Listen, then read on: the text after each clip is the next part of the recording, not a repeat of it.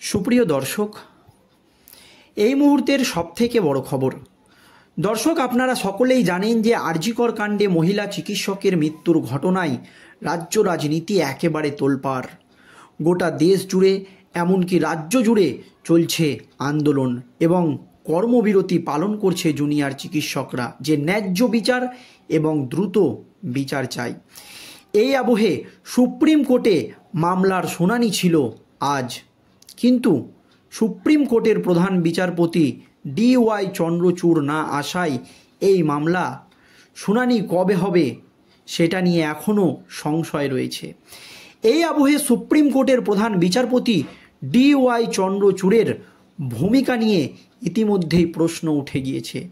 আপনারা জানেন, রাজ্য সরকারের বিরুদ্ধে একাধিক দুর্নীতি ইস্যুতে কঠোর পদক্ষেপ নিয়েছিল কলকাতা হাইকোর্টের বিচারপতিরা, কিন্তু প্রত্যেকটা মামলায় সুপ্রিম কোর্টে গিয়ে স্বস্তি পায় রাজ্য সরকার। ডিএ মামলা থেকে শুরু করে লোকসভা নির্বাচন চলাকালীন 26,000 শিক্ষক শিক্ষিকার চাকরি বাতিল, সকল মামলাতেই কিন্তু রাজ্য সরকারকে তুলোধনা করে হাইকোর্ট, কিন্তু সুপ্রিম কোর্টে গিয়ে তারা স্বস্তি পায়। আপনারা জানেন, ডিএ মামলাও তারিখ পে তারিখ একের পর এক কারণ দেখিয়ে পিছিয়ে দেওয়া হচ্ছে। আর এবার কি এই আরজিকর মামলা নিয়েও একই পদক্ষেপ গ্রহণ করতে চলেছে চন্দ্রচূড়? এই নিয়ে যখন প্রশ্ন উঠতে শুরু করেছে, তখন একাধিক চিকিৎসক সংগঠন বা জুনিয়র চিকিৎসকরা তখন কিন্তু বিনীত গোয়েলের পদত্যাগের দাবি তুলে দিয়েছেন। তাদের দুটো দাবি ছিল: এক, সন্দীপ ঘোষকে গ্রেপ্তার; দুই, কলকাতার পুলিশ কমিশনার বিনীত গোয়েলকে পদত্যাগ করতে হবে।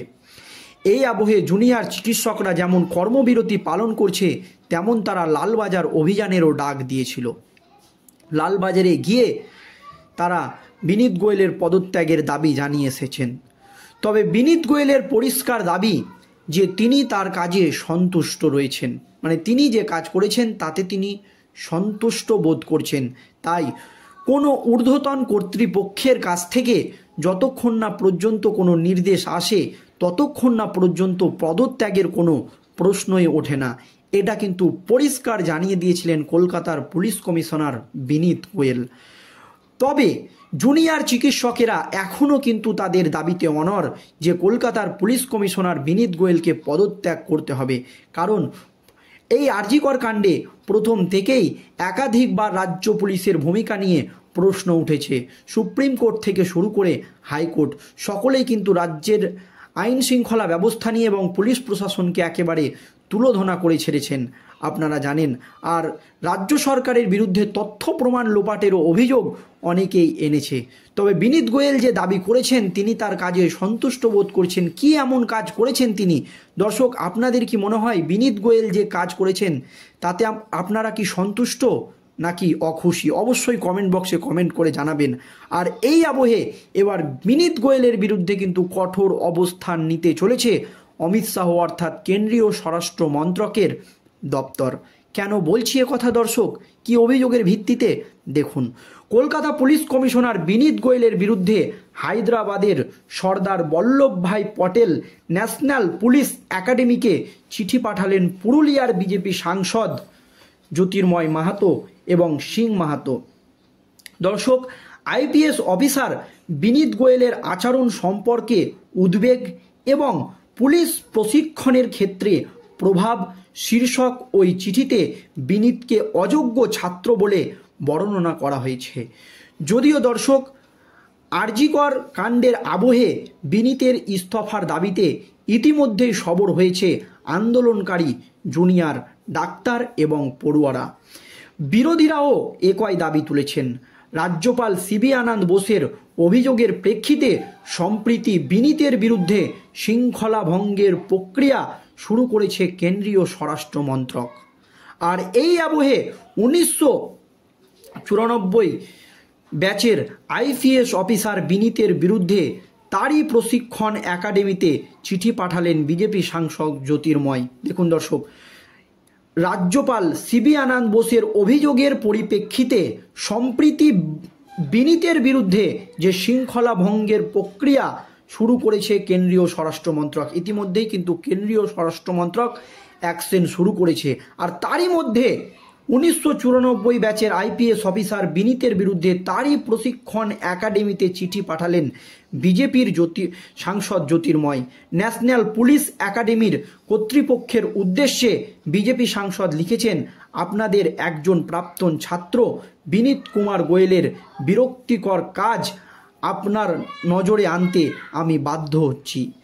বর্তমানে কলকাতার পুলিশ কমিশনার হিসেবে কর্মরত। পশ্চিমবঙ্গের সম্প্রীতি ঘটনা, বিশেষ করে ধর্ষণ ও হত্যা মামলার তদন্তে অনিয়ম চলছে। আরজি কর মেডিকেল কলেজ ও হাসপাতালের ঘটনায় তার গুরুতর প্রতিফলন দেখা গিয়েছে। এই একাডেমি যে নেতৃত্ব এবং মূল্যবোধের প্রশিক্ষণ দেয় তার প্রতি অবজ্ঞার ছাপ স্পষ্ট ধরা পড়ছে। এটি কোনো বিচ্ছিন্ন ঘটনা নয়, বরং কর্তব্যে অবহেলার ধারাবাহিকতাই অংশ। এর পরপরই বিনীতের কর্তব্যে অবহেলার উদাহরণ দিতে গিয়ে 2013 সালের কামদুনি ধর্ষণ এবং খুনের মামলার তদন্তের প্রসঙ্গ টেনেছেন জ্যোতির্ময়। লিখেছেন, এমন কার্যকলাপের পুনরাবৃত্তি এবং ন্যায় বিচারের অভাবের জন্য সমালোচনার ঝড় উঠেছে, যার ফলে জনগণের ক্ষোভ বাড়ছে এবং তারা পুলিশ বাহিনীর ওপর আস্থা হারাচ্ছেন। বিনীতের নেতৃত্বাধীন কলকাতা পুলিশ আরজি কর কাণ্ডের তদন্তে স্বচ্ছতার অভাব দেখিয়েছে বলেও অভিযোগ করেছেন বিজেপি সাংসদ। তিনি পরিষ্কার জানিয়েছেন যে বিনীত গোয়েলের নেতৃত্বাধীন কলকাতার পুলিশ আরজি কর কাণ্ডের তদন্তে স্বচ্ছতার অভাব দেখা দিয়েছে বলেই অভিযোগ করেন বিজেপি সাংসদ। তিনি একেবারে পরিষ্কার কিন্তু এই অভিযোগ জানিয়েছেন। অবশেষে বিনীতের বিরুদ্ধে জনগণের আস্থার প্রতি বিশ্বাসঘাতকতার অভিযোগ এনে বিজেপি সাংসদ চিঠিতে লিখেছেন, তার কার্যকলাপ কলকাতা পুলিশের ভাবমূর্তিকে গুরুতরভাবে কলঙ্কিত করেছে। কলকাতার police কমিশনারকে Sardar Vallabhbhai Patel national police একাডেমির অযোগ্য ছাত্র বলে চিহ্নিত করে জ্যোতির্ময়।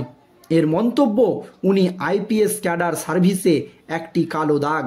একাডেমি যে মূল্যবোধ এবং নীতির শিক্ষা দেয়, বিনীতের আচরণ তার পরিপন্থী বলে অভিযোগ করে ভবিষ্যতের শিক্ষার্থীরা যাতে একাডেমির ভাবমূর্তির ক্ষতিগ্রস্ত করতে না পারে তা নিশ্চিত করার আবেদন জানিয়েছেন বিজেপি সাংসদ।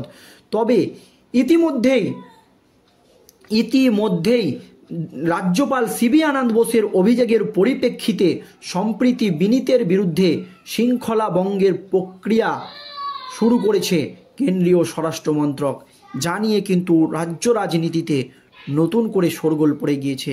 দর্শক, সত্যিই বিনীত গোয়েলের বিরুদ্ধে কেন্দ্রীয় স্বরাষ্ট্র মন্ত্রক কোনো পদক্ষেপ নেয় কিনা বা তিনি পদত্যাগ করেন কিনা সেই দিকেই আমাদের নজর থাকবে। আপনাদের কিছু জানার থাকলে অবশ্যই কমেন্ট বক্সে জানাবেন। ধন্যবাদ।